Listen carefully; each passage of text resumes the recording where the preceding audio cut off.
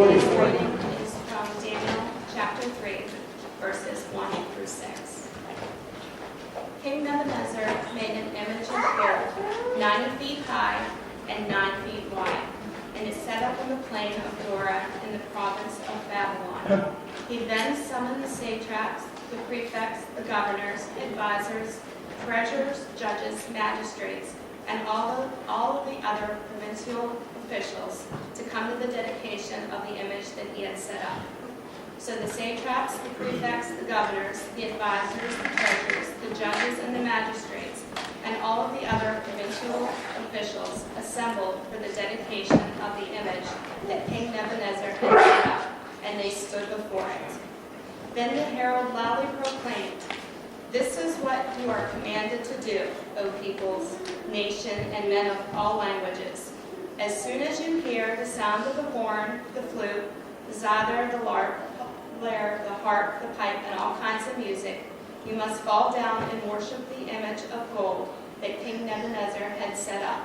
Whoever does not fall down and worship immediately will be thrown into a blazing furnace." May the Lord add his blessing to the reading and hearing of his holy word.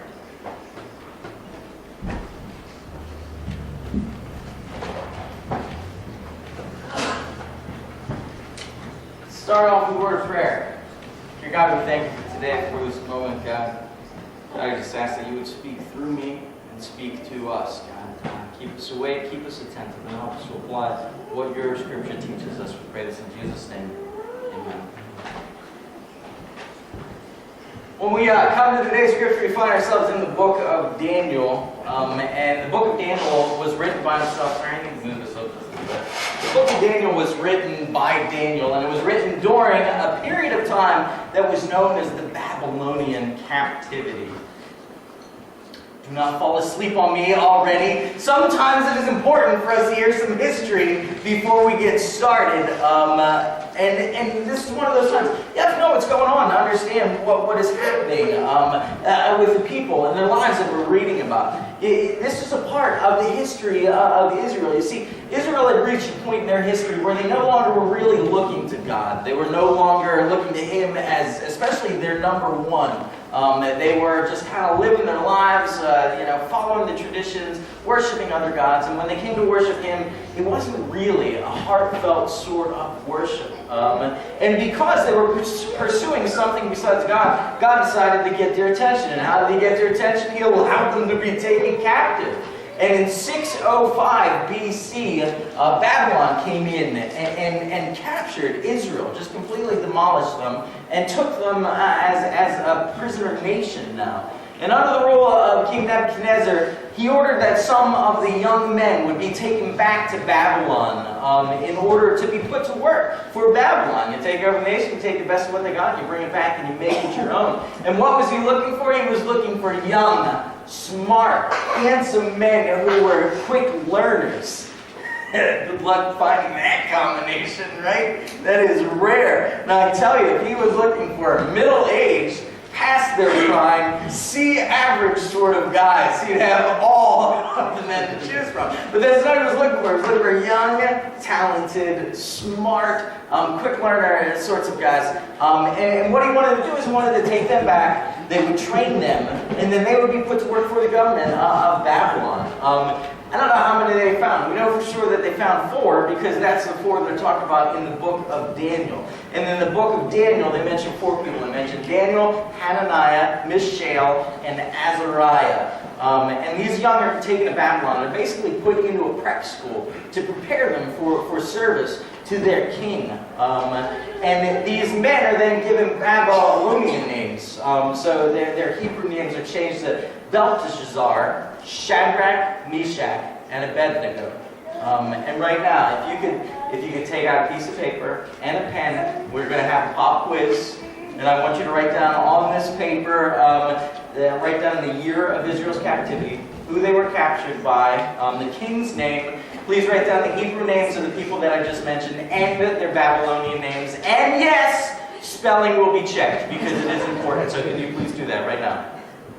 I'm not kidding. I'm going to collect this on the way out. And if you get anything wrong, we're having a makeup session later on in the week, and we will get you a tutor Okay, so there's a lot of history, but basically what do you need to know? 4 guys who were Jews were taken prisoner, taken to Babylon, given new names. And that's kind of where we're at now. This is a Cliff Notes version to catch us up to the part of the story. Now, these guys that were taken, they did really well. They were recognized, they were given promotions, they were put in charge of things because when they came, they really put their heart and their soul into it, and they were recognized for it. And we reach a part of the story where King Nebuchadnezzar erects this giant statue, which he then covers with a gold plate or a gold leaf after that. And this statue is erected to some sort of fake god, which they believe was probably the patron god of the state, which means this was the god that they believed was the god that kind of watched over Babylon and took care of Babylon. And the king decreed that anytime the official musicians would play their, I don't know, Jody, did you memorize those instruments? I don't even know what they are. The harp. The harp. Anytime they played the harp and all those other things that went along with the harp, you had to bow down to the statue, to submit to it and say, this is my God, I submit to it, and then when the music was done, you could get back up and go about your day. But the king said, if you don't bow down to my God, if you don't bow down to this God of the state, I'm going to take you, I'm going to throw you in a furnace, I'm going to burn you up alive. And for the most part, I can guarantee you that pretty much all of society was okay with this. Bow down to his God. Yeah, we'll just, we'll jump through whatever hoops that we have to jump through. And then afterwards go back to our daily lives. I can bow down to a fake God as long as afterwards I'm allowed to worship whatever I want to worship. But there were 3 guys in our scripture who had a problem with this. And they were, if you attended Sunday school, it's probably sure you're familiar with, they were Shadrach, Meshach, and Abednego. And since they were forced to come to Babylon, they moved up the ranks. They were now pretty bigwigs in having a cushy government job. But at the same time, if you read their story from Daniel 1 the whole way through, they have managed to stay faithful to God the entire time. They have not caved in. They have done what they believe God wanted them to do, and they have always put Him first, no matter what else was to come in their lives. So the music played and everybody else bows down, but Shadrach, Meshach, and Abednego, they said, nope, not for us. We worship one God. That's it. We're not bowing down to this. Well, people saw what was happening. They got upset. They go to the king. They're like, King, you got 3 guys. They're not doing it. They said they're not going to do it. What are you going to do about it? You said you were going to burn people. You going to do that? The king gets mad. He calls Shadrach, Meshach, and Abednego before them. And he says, I've heard that you're refusing to stand before my statue. Did you not hear what I said was going to happen if you didn't do that? I'll give you one last chance, okay, guys? I like you guys. You're good for me, but I'll give you one last chance. The music's going to play. You either bow down here right now before that statue, or I'm going to take you and I'm going to throw you into that furnace. I'm going to burn you to death. Plain and simple. That's what it's going to be. And you think about it, man, you try to put yourself in their shoes, and these guys are now under some pretty intense pressure. And you think about it, you can probably justify it in your mind, right? Yeah. Okay, so I just have to bow down to a fake God just for a moment, then I can stand up and get back with my life. God's not really going to be that upset about that, is He? I mean, He knows that I'm just trying to do this so that I can live my life and continue to do the things that He wants me to do. So me caving in for just a moment, it's not really that big of a deal, is it? I mean, these are the thoughts that would be going definitely through my mind, and I'm sure through your mind. Do we do it? Do we bow down to this fake God to save our lives? Or do we stand up in the face of the King, knowing that He's going to toss us right into that furnace? I mean, we have to process it. We have to think about that when you try to put yourself in their places. And in some senses, we can do it. Because if you've ever come to church before, a lot of times at church, we talk about making sacrifices. We talk about sacrificing of yourself. So at church, we talk about sacrificing your time, sacrificing your money, sacrificing your stuff, sacrificing your desires, sacrificing your wants, so that you can be the person that God wants you to be. But even those things, lots of times we don't do it. We don't follow through. We don't even do what He's asking us with these small sacrifices, let alone this big sacrifice. This sacrifice that was basically being willing to lay down your life to be burned to death, only to make a statement that God is the only God And I can say confidently in your lifetime that all of us, if not the overwhelming majority of us, will never be put in that position. We'll never be put in a position where they say, you die or you denounce your God. So I think it's hard for us as Americans to really understand what this means. We can't really relate to it. Deny God or die. We've never had that much pressure put upon us. But you think back, Shadrach, Meshach, and Abednego, they had a pretty tough decision to make. But they don't even take a moment to consider it. And very boldly, knowing what the cost could be, they respond to the king. They're like, we're not going to bow down. We're not going to bow down. And here's what they said to him. They said, listen, king, we have a God who can save us. We have a God who can save us from that furnace piece of cake. He's able to do anything that he wants to do. And we believe that he's going to save us. But listen, even if he doesn't save us, even if we burn up, even if we give our lives, there's no way that we will deny our God. Absolutely not. We will take that death for him. Man, that makes a king so mad. I mean, he gets so fired up that these people not only denied what he wanted them to do the first time, but now they're doing it right in front of their faces. And he got so mad, he said, fire that furnace up 7 times. 7 times how hot this sucker usually is. Leave their clothes on, because I want those things to catch fire first so that we can watch it. Tie them up. Grab your strongest guys, and you toss them right down in the furnace so that I can watch them burn. And they tie them up. And they heat that furnace up 7 times. And they take these 3 guys, strong guys, and go to throw them down. And that fire is so hot that the men that are throwing Shadrach, Meshach, and Abednego into the furnace, they die. They die from the heat because that's how hot this furnace is. And Shadrach, Meshach, and Abednego get tossed down into the furnace. And the king watches just to see these 3 guys burn up. He looks at the guy on his right and he's like, are you seeing what I'm seeing? Are you looking at what I'm looking at? Because I remember tossing 3 guys into there. I count 4 guys. I don't know. Are you seeing 4 guys? And the 4th guy, he doesn't even look like a normal guy. He's shining. He's brilliant. He looks like the Son of God is what he looks like.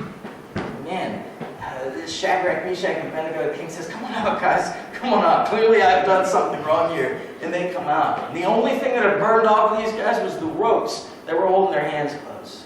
It said they didn't even smell like smoke. This was a miracle that saved them. And King Nebuchadnezzar makes a decree. He says, listen, anybody says anything wrong about these guys as God, I'm going to cut them into pieces. I'm going to kill their whole family. I'm going to cut everybody into pieces if you dare say anything wrong about the God of these men. Because no other God can accomplish what he has accomplished.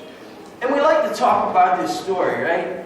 Because it's a great story, and it's a true story, and it's an inspiring story, and it really shows the awesome power of God and what he's able to accomplish. But I think a lot of times we actually take the wrong message away from this story. We do. I think that at the end of the day, we get it wrong with what God is trying to teach us here. And we leave with the message in our mind that says, if you stand up for God, if you stand up for what is right, if you refuse to deny him, then nothing bad's ever going to happen. He's going to protect you from everything, and you never have to worry about it. But when you take that portion of the story away, when you think about God like that there's no danger ever to you, it takes away the whole meaning behind your willingness to be able to sacrifice. Because it's only a sacrifice if there's a potential for it actually to be given up. Do you understand that? I mean, if there was a kid and the kid was offering his favorite toy to the poor, knowing the whole time that mom and dad would never let him give up his favorite toy, is it really a sacrifice? Is it really a statement of a sacrifice if there was no chance of it actually taking place? I mean, it's not a sacrifice if you are not truly risking something. And I hate to be the one to have to tell you this in case I'm telling you something you don't know, but things don't always end with a storybook ending like they do in this situation. I want to play something for you today. This is a true story, and I hope that you get something out of it.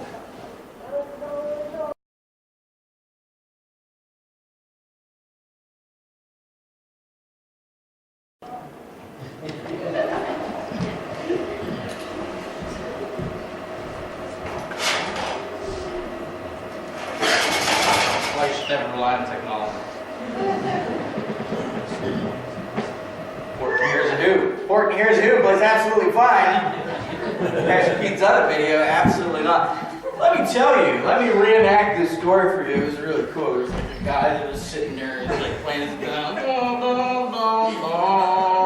And while he's doing that, there's another guy in the background that's talking over the music. Would anybody like to come up and play that song for me?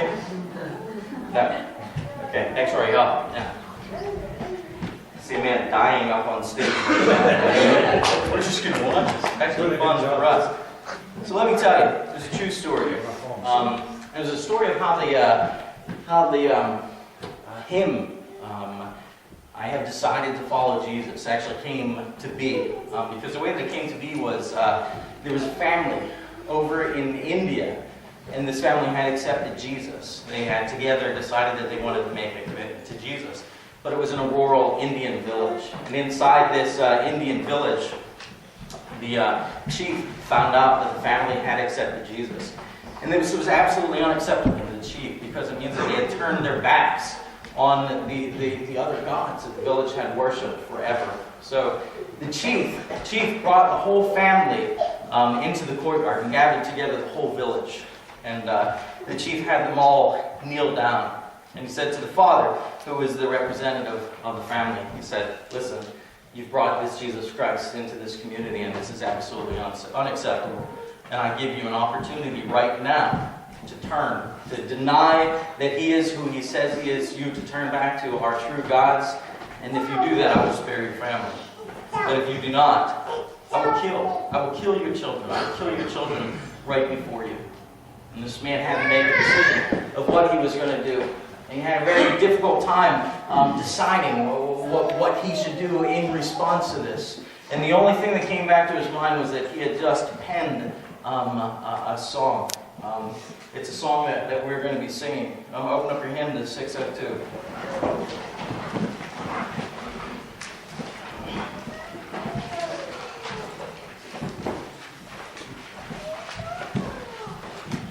If you look at this hymn, 602, it's a hymn that you've probably sung before. It's a hymn that's called, I Have Decided to Follow Jesus.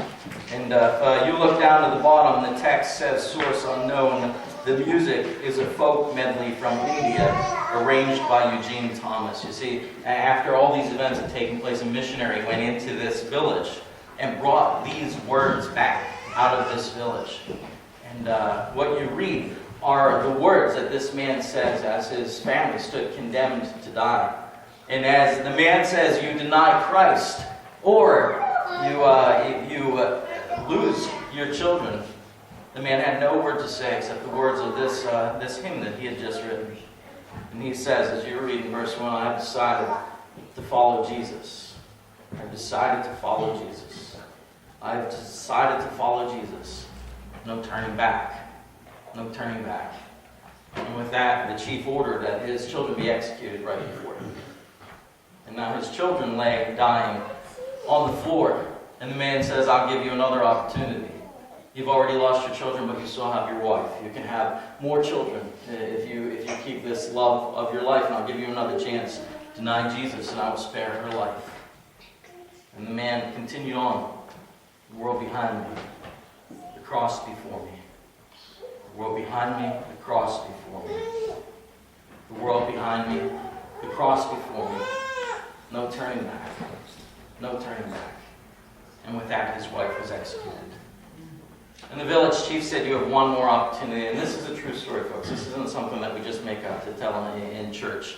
This is something that truly happened. And they said, you've lost your children, you've lost your wife, but you can have a new family if you hold on to your life. One more opportunity to denounce this man that you say is your Savior. One last chance. What do you say? And the man went on. Though none go with me, still I will follow. Though none go with me, still I will follow. Though none go with me, still I will follow. No turning back. No turning back. The man was executed right then and there on the spot before the entire village.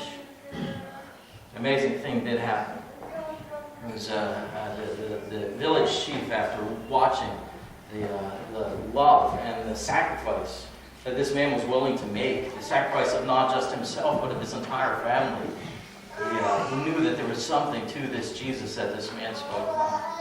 And after pursuing this idea, the chief actually came to a saving relationship in Jesus.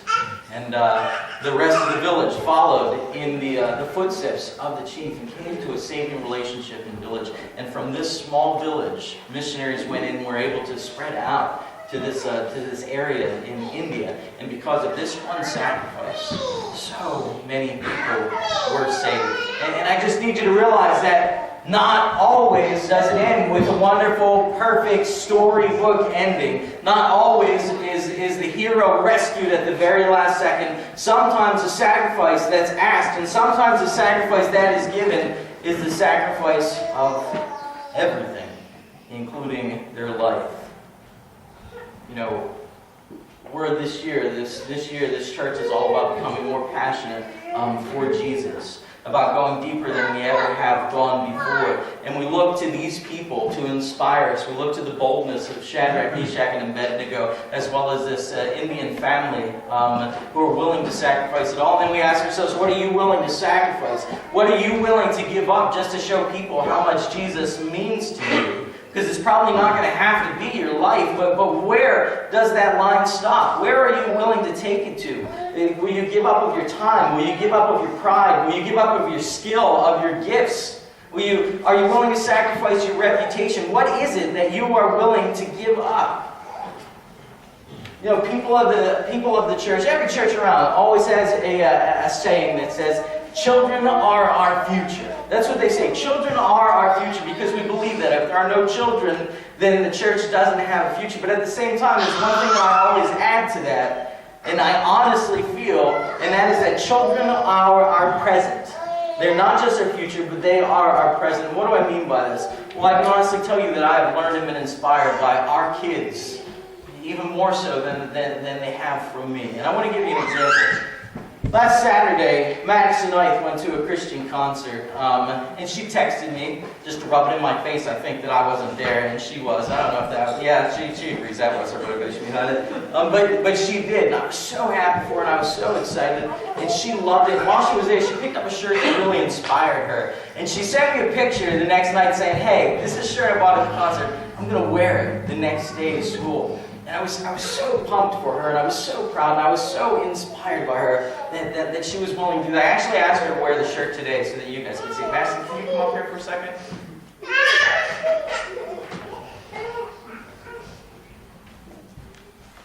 Let's see right here, darling. Simple shirt. Very simple shirt. It just says, I am a Christian. That's it. That's what Madison chose to wear. And the reason that she chose to wear it, because if there's one thing that you can learn about Madison, is that she's bold in her faith. Absolutely bold in her faith. And she chose a simple shirt with a simple message that the world finds to be offensive. And it does. You see, being a Christian, it's okay. Being proud of being a Christian, that is unacceptable. That is unoffensive. That is offensive. It is not popular. It is not something that society, it's something that society puts up with and does not encourage. Christians are allowed to be Christians as long as they stay in a corner and they stay quiet about it. And when you wear a shirt like this, you risk getting made fun of. You do. You risk people labeling you. You risk people disagreeing with you. You risk standing out from the crowd. You risk losing friends. I mean, you risk quite a bit, honestly, when you're in high school, definitely. So she knew that she was risking disapproval. She knew that before she put the shirt on. And it did come, didn't it? She was told by an atheist that she wasn't allowed to wear that shirt. She can't wear that shirt. And why can't she wear that shirt? Because he's an atheist. He's an atheist, so she's not allowed to wear that shirt. She was sarcastically told, nice shirt, by other people when she walked into a classroom. There were looks of disapproval. There were snide comments. At the same time, I'm not going to lie, there were a handful of positive comments, especially from teachers. But here's the thing, this was a bold risk. This was a sacrifice that Madison was ready and willing to make without a single adult asking her to do this. We didn't buy her the shirt. We didn't put this shirt on her, and we didn't ask her to wear it. This was her decision. And this, right here, this is why I tell you that youth are not just the future of the church. Youth are the present of the church. Youth are the ones who can inspire us, who can motivate us, who don't have all those things holding us back like us old folks do. I'm asking you this year to be willing to be bolder than ever before. I'm asking you to be willing to sacrifice everything if that's what it takes. I'm asking you to be willing to risk sacrificing your time, sacrifice your money, sacrifice your pride, sacrifice your job if that's what it takes, sacrifice your life if need be. And the reason is because Christ sacrificed it all. He gave it all. And we are on a journey here at this church. And this journey takes us to heartfelt, true passion for Jesus. And I'm just asking you on this week, or last week in January, to continue down this path. And I want us to continue down this path by not just following Shadrach, Meshach, and Abednego, by not just following this Indian family, but I also want to do it by following our youth. Are you willing to go on this journey with us? Let us pray. Dear God, we thank you for today. We thank you for the boldness that you inspire some of us with, and I just ask that you would allow it to catch on fire, God, to fill this church with your Spirit in a way that we are so ready and willing to go out and boldly tell others about your Son, Jesus, about how much we love him, so that they may have a saving relationship with him, God. Allow us to follow the examples of these great men and women who have gone before us, and allow us to be inspired by our kids. We pray this in Jesus' name.